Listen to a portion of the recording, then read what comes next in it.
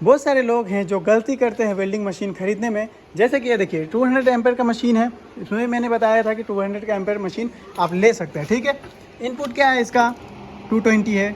तो जैसा कि मैंने पिछले वीडियो में बताया था रेलिंग के काम में क्या क्या चीज़ चाहिए होते हैं, उसके बारे में एक सीरीज़ बनाऊंगा मैं। तो जैसे कि टिक वेल्डिंग के बारे में हम लोगों ने बात किया था, जैसे कि ये टिक वेल्डिंग मशीन है, इसके बारे में हम लोगों ने बात किया था कि कौन सा वेल्डिंग मशीन लेना चाहिए, कौन से ब्रांड का लेना चाहिए।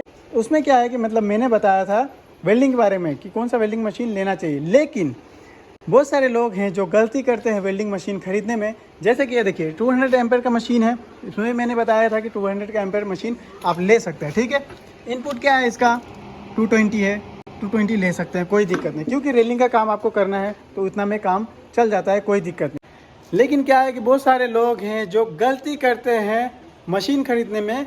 क्या, जैसे कि ये देख लीजिए, यहाँ 3 फेज का कनेक्शन लगा हुआ है आपके वर्कशॉप में। मान लेते हैं आपके वर्कशॉप में भी 3 फेज का कनेक्शन लगा हुआ है, तो आप क्या गलती करते हैं कि जाके 3 फेज का वेल्डिंग मशीन खरीद लेते हैं कि अच्छा चलेगा, ठीक है। मान लेते हैं अच्छा चलेगा, कोई दिक्कत नहीं, अच्छा चलता भी है और मतलब कम से कम वोल्टेज में अच्छा काम निकाल के देता है, क्योंकि सिंगल फेज का मशीन अगर वोल्टेज कम रहे तो अच्छा से नहीं चलता, ठीक है, कोई दिक्कत नहीं है। लेकिन मैं रेलिंग का बात कर रहा था कि रेलिंग में क्या क्या आपको मशीन लगती है या कौन मशीन लेना चाहिए। तो अगर मान लेते हैं रेलिंग में अगर आप काम कर रहे हैं, तो जैसा कि आप वर्कशॉप में 3 फेज का कनेक्शन लगा के रखें, लेकिन हर जगह 3 फेज का कनेक्शन नहीं रहता है। मान लेते हैं कि अगर किसी के घर पे भी आ जा रहा है 3 फेज का अगर कनेक्शन है भी, तो क्या होता है कि सिंगल फेज से पूरा वायरिंग किया रहता है घर का, 3 फेज से नहीं रहता है। जैसे कि मान लेते हैं वहाँ कटआउट लगा हुआ है, 3 फेज का सिस्टम है, तो आप जाके वहाँ 3 फेज का काम कर सकते हैं। जैसे कि ये लगा हुआ है तो यहाँ से तीनों में से एक फेज आप ले लीजिएगा, ठीक है। लेकिन अगर मान लेते हैं कि वहाँ नहीं है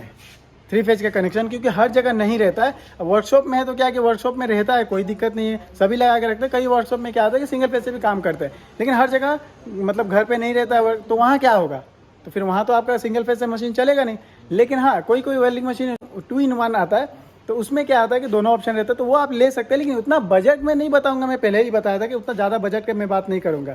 इसीलिए 3 फेज का वेल्डिंग मशीन लेने जाइएगा तो क्या होगा, 3 फेज का वेल्डिंग मशीन का दाम भी ज़्यादा रहता है और उसके बाद काम अच्छा करता है, ठीक है। लेकिन वेल्डिंग जब मारिएगा तो क्या होता है कि इलेक्ट्रिसिटी का बिल जो होता है वो भी ज़्यादा आता है। तो इसीलिए सिंगल फेज का वेल्डिंग मशीन सिंगल फेज का वेल्डिंग मशीन लीजिएगा। यही मेरा वीडियो बनाने का पर्पज़ था, क्योंकि ये भी बहुत ज़रूरी चीज़ है, इसीलिए मैं इसमें बता रहा हूँ। क्योंकि अगर आप 3 फेज का ले लीजिएगा तो कई जगह काम नहीं हो पाएगा आपका और बिजली बिल भी ज़्यादा आएगा। मान लेते हैं अगर वर्कशॉप में आपका 3 फेज का है कनेक्शन, कोई दिक्कत नहीं, फिर भी आप सिंगल फेज का मशीन लीजिए। देख लीजिए मेरे पास पूरा 3 फेज का कनेक्शन है, लेकिन वो देखिए इतना बड़ा मशीन है, फिर भी वो सिंगल फेज का 3 फेज का था। मैंने सिंगल फेज बनाया क्योंकि बहुत ज़्यादा बिजली बिल आता है, इसीलिए, क्योंकि वो सिंगल फेज में भी काम आ जाता है, ठीक है। बाकी ये मशीन है सिंगल फेज का, बाकी ग्राइंडर वगैरह जो भी सिंगल फेज का रहता है। ये देखिए इतना बड़ा सेटअप है, जबकि 2 in 1 है, मतलब रिवर्स फॉरवर्ड दोनों है, फिर भी ये देख लीजिए सिंगल फेज का मशीन, मतलब मोटर लगा के रखा है। सिर्फ एक ही मशीन है मेरे पास, वो है जो 3 फेज का है, बाकी सब सिंगल फेज पे चल रहा है। ये देखिए वायरिंग यहाँ तक ही सिर्फ है, मतलब 3 फेज कनेक्शन, बाकी सब सिंगल है। ये देख लीजिए सब सिंगल है। यहाँ से एक ही तार गया हुआ है, बाकी ये देखिए यहाँ से सब सिंगल गया हुआ है वायरिंग। ये देखिए सब सिंगल वायरिंग गया है। सिंगल फेज का यही फ़ायदा है कि आपका जो बिजली बिल है वो कम आएगा। 3 फेज में क्या होता है, बहुत ज़्यादा बिजली बिल आ जाते हैं, तो बहुत ज़्यादा परेशानी होता है।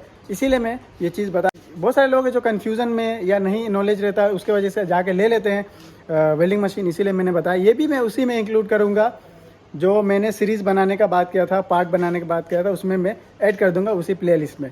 तो बस आज के लिए इतना ही, मिलता हूँ नेक्स्ट वाली सीरीज़ में।